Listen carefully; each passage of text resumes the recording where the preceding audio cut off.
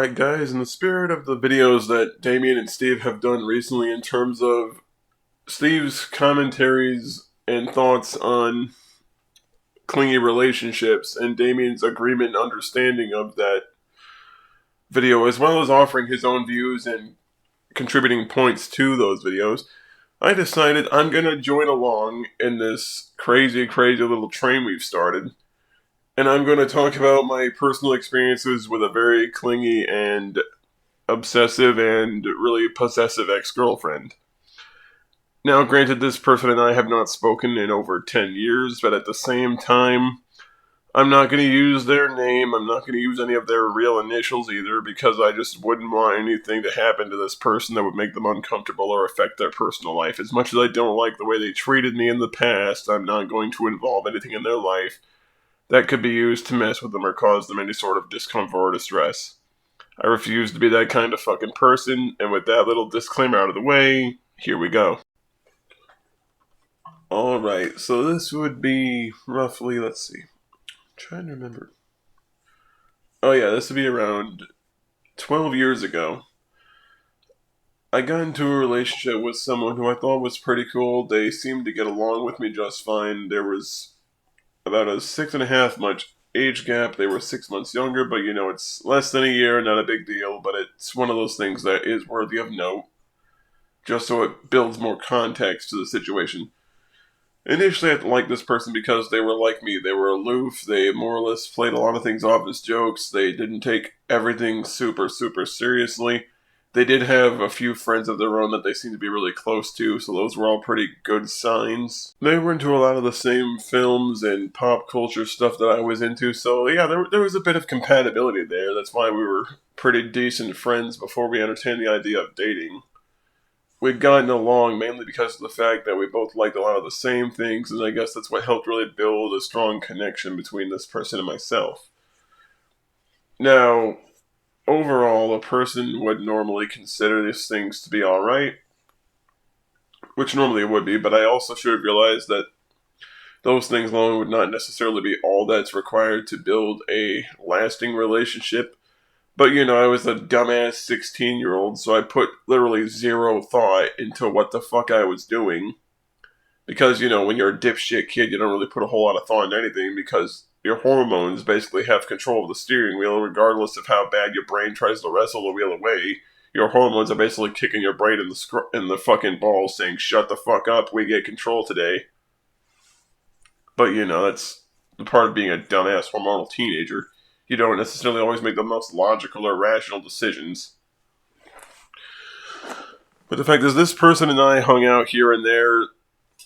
It was however, mainly a long-distance relationship. The reason it was a long-distance relationship is because of the fact that the person in question moved away halfway through the school year.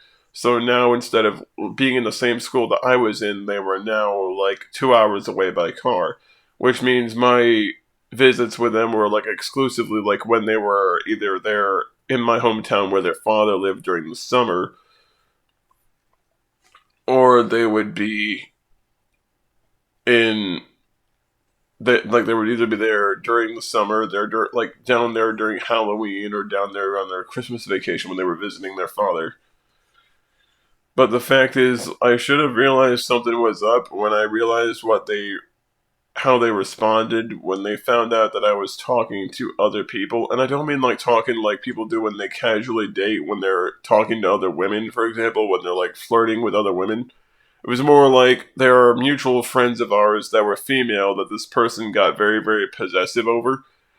And I don't mean possessive over them, I mean they were very possessive over me. They would essentially act like me talking to their friends, regardless of the fact their friends were strictly platonic with me.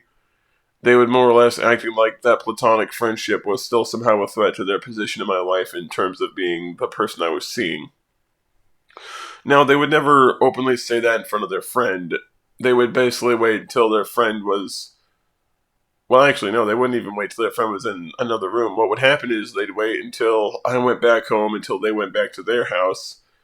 And their friend, of course, we were at their friend's house. So the problem is, they would not do anything at the time or say anything But the entire night when we're still talking before I'm getting ready to go back, before I went to sleep those same nights, and keep in mind this happened multiple times, it wasn't like one or two times.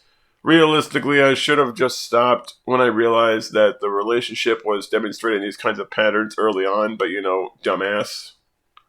Dumbass teenager, no thing, because dumbass teenager. But the fact is, like, every time it'd be like, well, why are you talking to this person? Like, here's the thing, I'm talking to this person because they're asking me questions and they're talking to me. I'm trying to be respectful and actually meet them in a conversation because it seems like they want to know what I'm thinking about something. And keep in mind, I'm being very calm. I'm not being, like, a smartass. I'm not being sure with the person. I'm just saying, well, look, she's a friend of yours. She's not gunning for me. She just simply wants to extend the same friendship to me that she's extended to you because she views me as her friend because I'm with you and you're her friend. Is more or less the logic I'm trying to tell her. Like, she's just like a friend of yours is a friend of hers, essentially, except, that not the romantic angle of it. But she just didn't have it. Like, she just won't have that argument. Like, she won't have that statement because every single time it's like, no, she's doing this, and you knew she was doing this, and you still did this. Like, no, if she was doing it, then she was pretty fucking sneaky about it because I didn't realize, hello, how are you? It's nice to meet you again, are the same things as someone asking you to get down and get down. Like, I didn't realize that a greeting was the same thing as asking you if you're down to get down. Like, apparently hello is the new question of are you DTF? And of course, even after those, I would basically just have to turn my phone off or close my laptop, and then I'd just go to sleep. And what would happen is I would still wake up to my phone, if I turned it on, would like be going for like almost 5 minutes straight of notifications where the person's just still pissed at me. And the problem is, like, once I said, okay, are you calmed down now? And of course, she still wouldn't be. She'd be pissed at me for like the next 3 or 4 days, even if it was nothing that's any real big deal. Because instead of just trying to talk to me about it, like, I don't know what her deal was. Like, I think the problem was that she didn't get a whole lot of attention from guys before. So the problem is when a guy starts showing her attention, she hangs on to it for dear life. I don't know if she's still like that now. I hope she's not. I hope that whatever was wrong with her was resolved in some way. But yeah, that was one of the main causes of conflict frequently in that relationship was the fact that every single time I would talk to a girl in front of her, wouldn't matter if it was someone that she knew or if it was like someone that was a complete stranger or someone that I was vaguely acquainted with that we occasionally would run into when we were walking around town because, small town, everyone knows everyone. And if it's not everyone knows everyone, then everyone is at least loosely acquainted with everyone because almost everyone's kids or siblings go to school with each other or they went to school with each other at some point in time. Considering the fact that most people don't really leave small towns, mainly because, well, it's small town syndrome. No one has the money to just leave a small town unless they have some sort of talent that catches the eye of a wider net, I guess you can say, that allows you to go into a college or something that allows you to have a career market that allows you to venture beyond the town you live in at some point. But the fact is, like, she would be like this all the fucking time. She would basically be like this at every given opportunity. Whenever someone would even do something like so much as a friendly gesture towards me, even if it was someone that she knew that didn't wasn't really a threat to her in the relationship at all, she would basically give me the cold shoulder shortly after the interaction, and then later on, like when we were like alone, mostly online, to the point where it's like just keeps going on and on about how I'm paying other people attention and not her.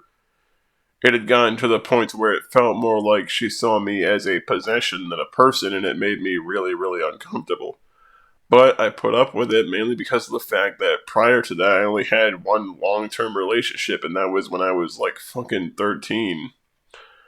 And even then, during that long-term relationship, I realized that I also more or less forced myself to continue the relationship, to essentially try to force myself to get over the abuse I faced at the hands of other people, And keep in mind the abuse, I never told the person I was seeing at the time about that, and honestly, I didn't tell anyone else about it until the ex that's mentioned in this video. And the thing is, though, when I told the ex what happened, instead of trying to be understanding about it and simply saying, okay, I understand, are you alright? Is there anything I can do to try to help? Instead of that, she would turn it into a pissing contest about who had the worst experience growing up. Instead of trying to understand where the other person was coming from with their anxieties and their stresses, and explaining why it is that they kind of recoil from physical contact from other people some of the time, and instead turned into a competition to see who had gone through the roughest patch in their life thus far. Which, looking at it as an adult now, I realized that it was an extremely toxic thing to have sat through and listened to for almost 30 minutes. And keep in mind, this wasn't like this person suffered anything extremely traumatic. They basically complained about minor issues that they'd faced when they lived in a Mennonite community briefly, where they essentially lived like Mormons for a while. Well, actually, no, I shouldn't say Mormons, more like the Amish. They basically lived like the Amish for a bit, where they lived in an Amish community to see if that would give them a respite from the nonsense they were dealing with when it came down to society with technology. I don't know what made them break from that little stint they were living at for 6 months. I don't know if they just decided it was too much of a hassle, or if they just decided that they wanted the convenience that the modern world provided again. I don't know. It's not my place to say, so I'm going to leave that at that. But the fact is that, yeah, she made it a pissing contest over who went through the worst shit. Instead of trying to be understanding as to the other person's position and what they went through, it became a matter of, okay, well, can I make my problem worse than your problem? And if so, is there a way for me to say that somehow you are not being understanding? Or is there a way I can make my problem seem bigger than your problem by exaggerating my problem and downplaying your own? And that's genuinely what it felt like when those kinds of conversations would happen. And the worst part is, due to the fact that I was a fucking moron, I decided to put up with that and pretend that I didn't see the big ass red flags that started going up, like what happens when someone's surveying the land for a construction project on the side of a road when they're marking gas mains and wires. So this went on for about 4 weeks. This has been like 2 months now. Like, keep in mind, this person and I were together for about 6 to 8 months. And during that period of time, they had routinely made it an ordeal where it's like, okay, well, my neighbor next door, I would go over to his house and play MW3 for a while. This is back when MW3 was like almost fresh off the market. It was the hot game of the season that literally everyone and their mother played if they owned a PS3 or an Xbox 360 at the given time. So, of course, I'd tell her, it's like, look, I'm going to be at my neighbor's for a couple of hours playing MW3. I won't have any signal there, so I want you to know that's where I'm at. That way you know I'm not ignoring you or dodging you or anything. And the problem is, like, the times that she would be okay with it, even then, would be, like, passive-aggressive, fine. And the thing is, though, like, when they weren't passive-aggressive, it really wasn't that much better, because it was basically just, like, outright pissy about me wanting to spend time with someone else other than her. And here's the thing, I don't hate this person, I don't really think anything negative about them now, or even, like, as far as, like, 8 years ago, because realistically, what's the point of being angry at someone that you don't even see or talk to anymore? But the fact is, she acted really fucking pissy, and because of that, it made it really hard to want to maintain a healthy relationship with someone because the relationship obviously wasn't healthy. It was based entirely upon her want to control. It was like, where are you? What are you doing? And if so, how can I make it feel like what you're doing should take less priority than me? And that's genuinely how she treated me. Like the best way to put it is I was basically like digitally Stockholmed at that point because I didn't know how to pull myself the fuck out of it. Because up to that point, I didn't have any real long-term relationships. I hadn't had any real experience with relationships, mainly because of the fact that I'd kind of avoided them. Everyone could understand why. But the fact is, like, when she started getting so possessive to the point where it felt like I couldn't breathe unless she was right behind me, whether it be when she was visiting during the summer or whether when it was strictly over online communications on account of the distance, like, it genuinely felt asphyxiating. It felt like every single step I take, she was going to either require me to basically film on a GoPro so I wouldn't be accused of cheating, or I'd basically have to have her right behind me if she was in the location that I was at currently, on account of her being in the same town during her vacation. It had gotten to the point to where it felt like being around her wasn't really a relationship. It felt more like I had an overbearing maternal figure that wanted to more or less exemplify control over me, more so than actually treat me like I was another person with their own thoughts and will. Keep in mind, like, on one occasion when she and I were both hanging out with a friend of hers, this friend of hers happened to be a girl, but it's someone that I had no interest in romantically because, well, this is someone that's like, this person was actually an ex-girlfriend of my best friend. That would have been one boundary not to cross. Also, the friend of the person I was dating at the time. That's two boundaries I don't want to cross. Also, the fact that I just genuinely didn't feel comfortable thinking about them in that way because, it's just someone that I don't really know all that well. So the whole principle of even having thoughts like that made me greatly uncomfortable. But the fact that this person was in the process of smoking from a bowl, I have some chronic knee and back pain, which I personally don't think I'm ever really going to get anything for. I could go get a card now, but I'm not sure if I really want to go through the process. But the fact is, I took a hit from the bowl, and after we both left, this person is basically giving me shit because I hit from the bowl. And it wasn't even because of anything other than me doing that. Like, the fact that her friend did it right in front of her didn't bother her at all. But the fact that I did, like, keep in mind, it wasn't even like a long drag hit where you see the thing light up. It was basically just a half-second hit that I quickly exhaled because, honestly, I didn't want to get too bad to be able to ride my bike back home because, honestly, like, you don't want to be the dude that's, like, trying to ride your bicycle up and down hills with everything distorting around you. The reason as to why I didn't drive a car is because, well, didn't have a car at the time, money was tight. And honestly, there's no point in driving a car if you could make a bicycle have the same fucking trip and have it be less than half as long. I mean, my bike to and from this person's father's house was like maybe 20 minutes at most. It wasn't a long ride at all on a bicycle, especially since most of it was just downhill. But the fact is, the whole time this person is literally shouting at me and giving me shit for the fact that I hit from the same bowl their friend hit from. It wasn't the fact they just saw their friend do the same thing in front of them no more than like 30 minutes prior to this. And basically this person is just complaining about the smell. They're like, I understand, like, pot doesn't smell great, it never does. But at the same time, like, instead of just simply saying, I just wish you didn't do that, I don't really like that much, like, I could at least understand the position this person holds as they calmly explain they don't like something.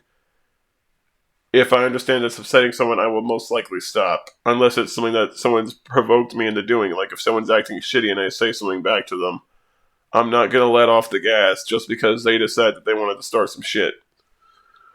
But the whole time they're basically screeching at me the whole fucking time, essentially complaining that I did it, but not addressing the fact that the only reason it happened is because this person was aggressively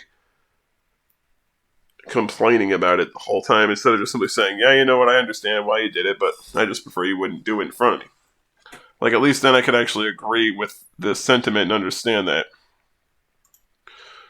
But the fact is, for like the next day after that, it was like constantly thrown in my face, like, hey, you're gonna get high again, you're gonna get high again. Like, I did it once, and only because it was offered to me, and I didn't want to be rude by denying it.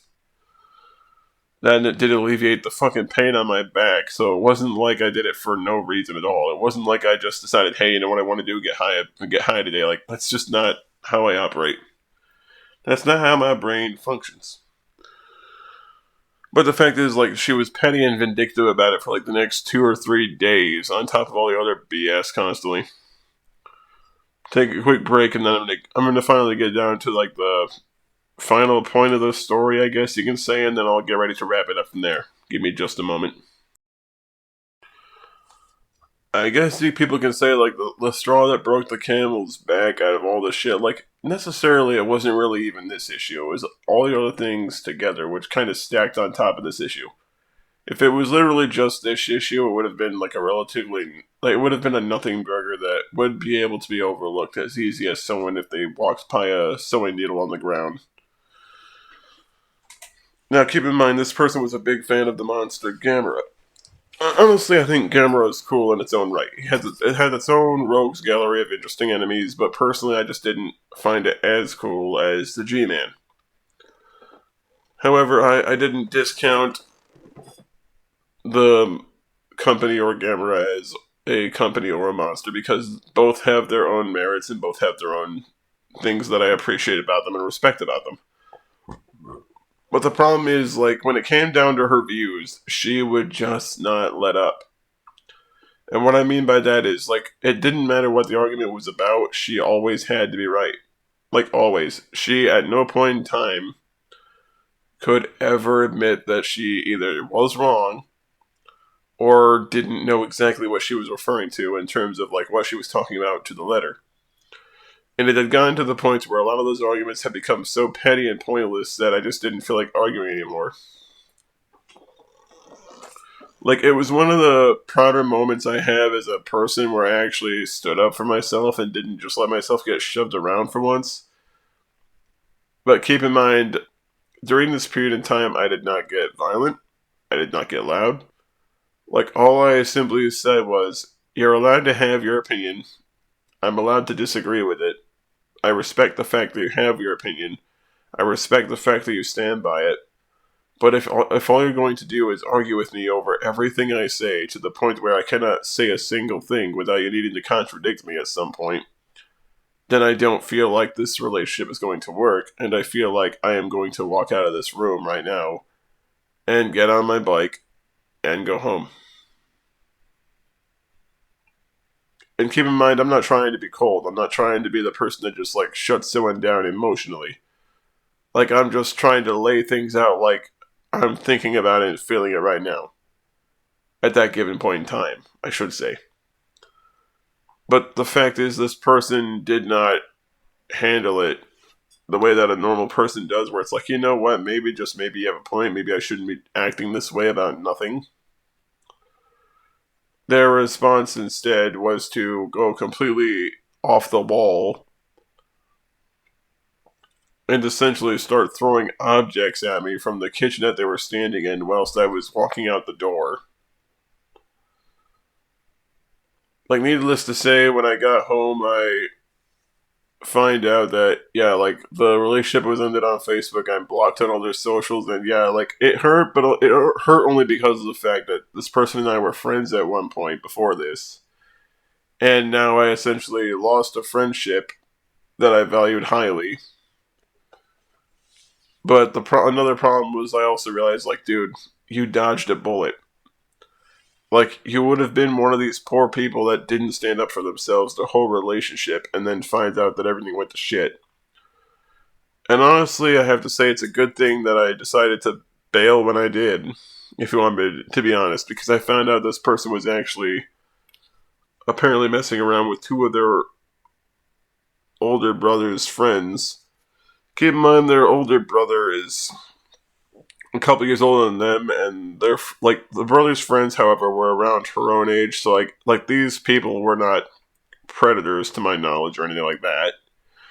It's just the fact is, like, I wish this person would have just told me they didn't care enough to be exclusive, because at least then I could have walked away right when I knew that shit instead of having to find out after she decided to ghost me on everything. And the only reason I found out is because her brother told me, and then her best friend, who I spoke to briefly here and there, because she wanted me to meet her friends who lived where she lived, had also more or less let the cat out of the bag when they found out that I'd essentially been dropped and ghosted because I just straight up confronted her about some stuff that she said that I didn't agree with and just decided to walk. But yeah, like, that's the story of the psycho ex-girlfriend.